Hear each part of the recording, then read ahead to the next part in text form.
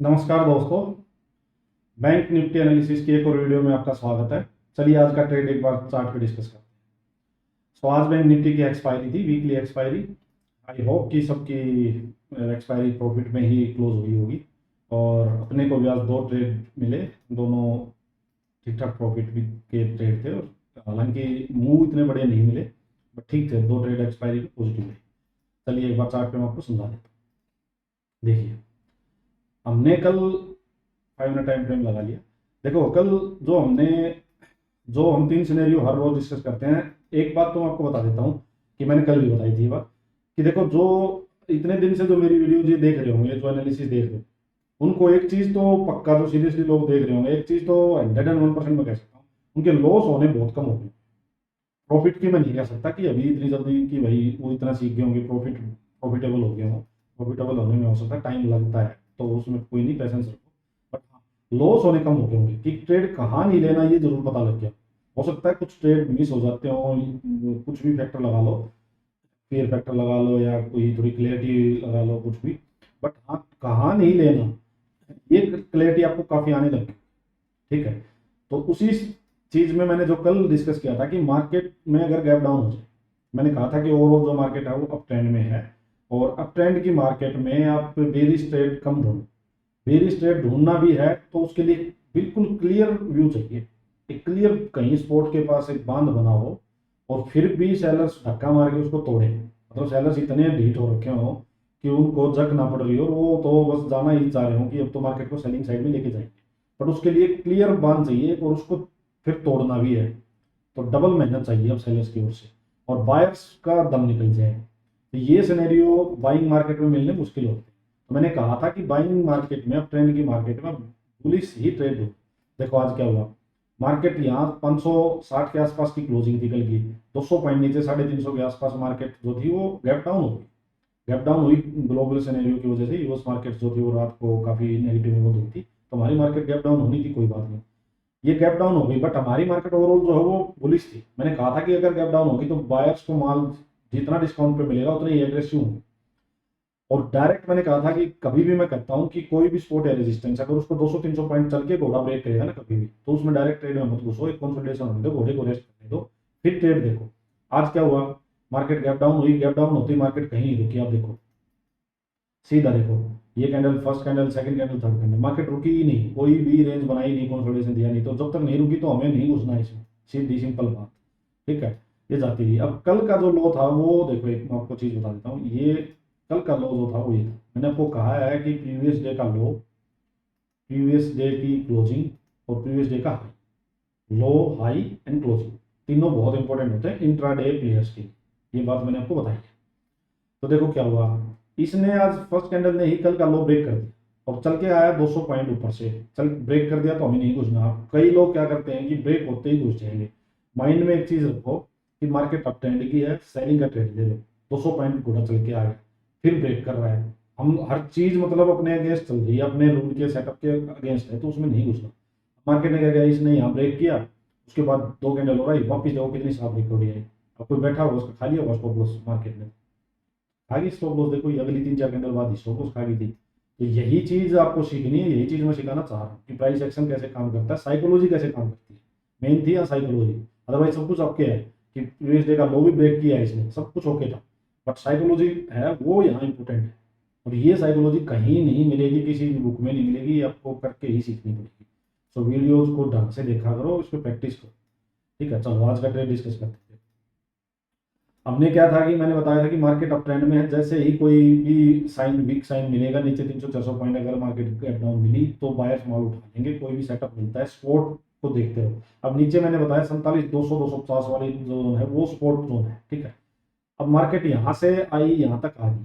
ठीक है, ऊपर से 300 पॉइंट नीचे मार्केट आ चुकी थी, यहाँ पे आके एक एनगल्फ मिला है, ये एक एनगल्फ मिला। ठीक है, उसके बाद इसने एंट्री जो दी वो बिल्कुल नीचे दी है, बिल्कुल नीचे एंट्री दी। और आज था एक्सपायरी का दिन, एक्सपायरी वाले दिन अगर आप सेलिंग साइड में का ट्रेड लेते हो, अगर थोड़ी देर भी मार्केट आपकी साइड चल जाती है ना, थोड़ी देर रुक भी जाती है, तो भी प्रीमियम्स काफी जल्दी जल्दी डीके हो जाते हैं। तो यहाँ पे मैंने एक रिस्क लिया, बट हाफ क्वांटिटी के साथ लिया था नॉर्मल से, क्योंकि मेरे सेटअप के अकॉर्डिंग यहाँ थोड़ी सी और अच्छी रेंज बन के फिर ब्रेकआउट होता तो अच्छा होता। बट इसने ब्रेकआउट नहीं किया क्योंकि मार्केट में ऑलरेडी काफी डिस्काउंट मिल चुका था बाइक्स को, एकदम से एग्रेसिव बाइंग आ, ठीक है। ये एनगल्फिंग हुई, यहाँ इसने लिया छोटा सा, बिल्कुल बिल्कुल छोटा सा स्टॉप लॉस, देखो 280 के आसपास का स्टॉप, और ये एंट्री भी थी वो 300 के आसपास, मतलब 20-30 पॉइंट इंडेक्स पे, तो बहुत छोटा सा स्टॉप लॉस था। ये रिस्क लिया है चलो ये, ठीक है, बाइंग साइड का ट्रेड लिया, बट हमने ट्रेड यहाँ कट कर दिया, हम इसको पूरा राइड नहीं कर पाए। उसका कारण क्या था कि मेरा व्यू ये था कि मार्केट अब जब यहाँ से रिवर्सल ले रही है, प्रीवियस डे के लो के आसपास मार्केट को एक बार थोड़ा कंसोलिडेशन देना चाहिए, यहाँ रुकती 2-4 कैंडल रुक के फिर अप साइड ब्रेक करते एक ट्रेड फिर से ले लेते हैं, बट वो हुआ नहीं, बायर्स काफी एग्रेसिव थे, इसको ऊपर खींच लेंगे, तो एक यहाँ हमने एक ट्रेड एग्जिट कर दिया, छोटा सा ट्रेड मिला था, ठीक है, तो चलो ग्रीन में था अच्छे से। अब देखो क्या हुआ मार्केट में, मैं आपको दिखाता हूँ 15 मिनट में। मार्केट पहुंच गई 47,500 के आसपास, ये 47,500 के आसपास पहुंच गई, ठीक है, ये प्रीवियस डे की रेंज थी, रेंज के आसपास मार्केट चली गई। अब मैं क्या कहता हूँ कि किसी भी सपोर्ट या रेजिस्टेंस के पास अगर कंसोलिडेशन स्टार्ट हो जाए और उसको फिर अपसाइड ही ब्रेक करने की कोशिश करे, तो वो अच्छा ट्रेड तभी लिया जाता है। अब देखो इसने कंसोलिडेशन दी, यहाँ 1.5 घंटा है, 10 बज के 15 मिनट की कैंडल है, और ये 11:45 की, 1.5 घंटे तक कंसोलिडेशन दी 500 के, 47,500 का लेवल वैसे ही एक साइकोलॉजिकल लेवल था ये यहाँ पे रेजिस्टेंस का, और ये रेंज भी थी इसके नीचे। तो जब ये कंसोलिडेशन दे रहा है तो ये तो क्लियर हो गया था कि मार्केट जो है वो अप ट्रेंड में ही टिकी हुई है, सेलर्स यहाँ एक्टिव नहीं हो रहे हैं, अदरवाइज मार्केट को नीचे ले आते। फिर इसने क्या किया, बट इतना, अब 5 मिनट में दिखाता हूँ मैं, एंट्री यहाँ हो नहीं पाई अपनी, क्यों नहीं हो पाई उसका कारण भी देखो क्या है। इस रेंज को अगर ये ब्रेकआउट करता है, कैंडल ब्रेक करके फिर वापस एंट्री देती तो हम ले लेते, बट इसने एंट्री दी नहीं, इतनी जबरदस्त ब्रेकआउट कर दिया। सेम कैंडल में हम क्यों नहीं घुसे, उसका कारण मैं बता देता हूँ। कई बार एंट्री ले लेते हैं हम, बट उसका अलग रीजन होता है। इसका रीजन क्या था कि सेम कैंडल में नहीं घुस पाया, उसका कारण ये था कि 47,500 एक इंपॉर्टेंट लेवल है, और ये चल के काफी दूर से आया होता। और ओआई डाटा जो था ना यहाँ पे, जैसे एक्सपायरी वाले दिन ना ओआई डाटा इंपॉर्टेंट हो सकता है, देख कि कहाँ कितने लोग बैठे हैं इस लेवल पे। तो 47,500 पे ना कॉल साइड भी काफी लोग बैठे, 500 पे भी, 600 पे भी बहुत ज्यादा लोग बैठे थे। हालांकि पुट साइड काफी लोग बढ़ रहे थे, पुट सेलर्स थे वो 47,500 पे बढ़ रहे थे, धीरे धीरे धीरे धीरे, फिर उन्होंने कॉल सेलर से ज्यादा भी हो गए थे जब ये ब्रेकआउट हुआ, वो मैं नोट कर रहा था। बट एकदम से इतनी बड़ी कैंडल बन गई तो चलो कुछ, कोई बात नहीं, चलो कुछ बचा नहीं लेने को। तो फिर क्या था, फिर यहाँ मार्केट देखो ये इस रेंज के पास चली गई, ये जो रेंज थी यहाँ चली गई। ये इतना चल के इस रेंज को ब्रेक करना तो पॉसिबल था नहीं, ये तो पक्का था, ठीक है। अब मैं वेट कर रहा था यहाँ कोई रिवर्सल का ट्रेड मिल जाए, कि कोई यहाँ रेंज ही बने और उसको डाउन साइड जो हमारा फेवरेट सेटअप होता है उसमें कोई हमें ट्रेड मिल जाए, बट वो यहाँ मिला नहीं। एक ट्रेड फिर हमें जो मिला वो देखो, इस ये जो लास्ट बुलिश वेपन जो था ना, इस रेंज को पूरी को निकाला इसने, इसका देखो लो था ये, ठीक है, 47,600 ये था। इस लास्ट बुलिश वेपन को इस कैंडल ने निकाला, तो ये एक 1 2 3 4 5 कैंडल की रेंज हमें मिल गई थी। ऊपर पता था कि ये 47,700 बहुत स्ट्रॉन्ग रेजिस्टेंस था, और ज्यादा था, तो ऊपर जाने का सीन था नहीं। इसने ब्रेकडाउन किया, ब्रेकडाउन करके इस नेक्स्ट कैंडल एंट्री दी, यहाँ हमने कॉल सेल कर दी। और फिर ये हमारा व्यू भी क्या था, बहुत बड़ा डायरेक्शनल मूव नहीं था, 47,500 तक का ही व्यू था, क्योंकि यहाँ पे जो ये वेपन था ना लास्ट, ये निकलना मुश्किल था, क्योंकि बायर्स का बहुत बड़ा वेपन था, और ऊपर से 47,500 पे काफी ज्यादा ओवर डाटा भी था। तो यही था कि शायद एक मूव मिलेगा 47,500 तक, हुआ भी वही है, यहाँ तक आया, इसी में चलती कैंडल में इसके आसपास इसको काट दिया था, 5-7 पॉइंट जब ऊपर जाने लगी तो यही काट, 41 पॉइंट का मूव ये मिला था। तो ठीक है, दो ट्रेड मिल गए, दोनों छोटे छोटे थे, ज्यादा बड़े आज डायरेक्शन मूव नहीं मिला, तो कोई बात नहीं, जो मिला वही अच्छा। तो आज का यही था। अब चलिए कल के लिए एक बार डिस्कस करते हैं, कल का ट्रेड डिस्कस कर लेते हैं। देखो बहुत ध्यान से वीडियो देखने की है, बहुत ही हर दिन सेम ट्रेड हो रहे हैं, और अपने सेटअप के अकॉर्डिंग ट्रेड अपने को मिल रहे हैं। देखो अगर मार्केट मान लीजिए आज ओपनिंग है ना, क्लोजिंग है 47,660, अगर मार्केट मान लो यहीं इसके आसपास ओपन हो जाती है, और अब ये जो 3 दिन की रेंज बनी हुई ना 47,700 वाली, ये बहुत इंपॉर्टेंट रेजिस्टेंस हो गया। बट 1 दिन 2 दिन 3 दिन, 3 दिन बाहर आके इसको टक्कर मार रहे हैं, तो अब ये थोड़ी सी वीक पड़ना स्टार्ट हो जाए, जब बार बार किसी चीज पे चोट मारोगे ना, ये दीवार पे सिर मारने लगोगे, थोड़ी सी अब वो धीरे धीरे उसकी वीक होगी, वही हो रहा है इसके साथ भी।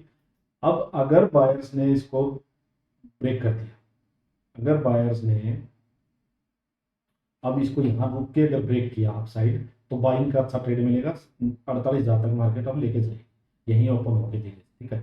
अगर मार्केट यहीं ओपन होकर थोड़ा नीचे चलेगी, तो देखो नीचे का ट्रेड अभी जब तक 47,450 और 500 वाला जो एरिया वो ना ब्रेक हो, तब तक सेलिंग साइड का ट्रेड मिलेगा। हो सकता है मार्केट थोड़ा नीचे जाए, रिटेस्ट करे 47,500 के पास, फिर से अप साइड का ट्रेड, तो वो लेना, ठीक है। अगर मार्केट बहुत बड़ा गैप अप हो जाती है, गैप अप हो जाएगी बहुत बड़ा, तो देखो करने को कुछ बचेगा, फिर मार्केट हो सकता है इसको रिटेस्ट करने आए यहाँ फिर कोई रेंज बनाए, सेकंड हाफ में एंट्री दे, फिर बाइंग की, तो फिर लेना चाहिए, ठीक है। अगर बहुत बड़ा कोई गैप डाउन हो जाता है इसके आसपास, तो फिर वही कोई बाइंग का सेटअप बने, रेंज बने और उसका साइड फिर से ब्रेक करे मार्केट, तो बाइंग साइड का ट्रेड ज़्यादा है, क्योंकि मार्केट में फिर डिस्काउंट पे माल मिलेगा तो बायर्स उठा। तो ध्यान रखना, जब तक 47,400 450 ये वाली रेंज नहीं टूटती तब तक मार्केट ओवरऑल बाइंग साइड की है, बाइंग के ही ट्रेड ज़्यादा ढूंढना। और आज का जो लो है ये भी अब बहुत इंपॉर्टेंट हो जाएगा, तो मार्केट अगर बहुत बड़ा गैप डाउन यहाँ हो जाए तो सेलिंग का तो मामला छोड़ ही देना, इसके आसपास फिर कोई बाइंग का सेटअप मिले तो बाइंग का ट्रेड लेना। अगर यहीं पे फिर भी कंसोलिडेशन देके नीचे को तोड़ने की कोशिश करे तो बायर्स मतलब सेलर्स भीट ही हो जाए, तो छोटा ट्रेड लेना, बट बहुत बड़ी कंसोलिडेशन चाहिए होगी इसको ब्रेक। चलिए दोस्तों, आज के लिए इतना ही, धन्यवाद।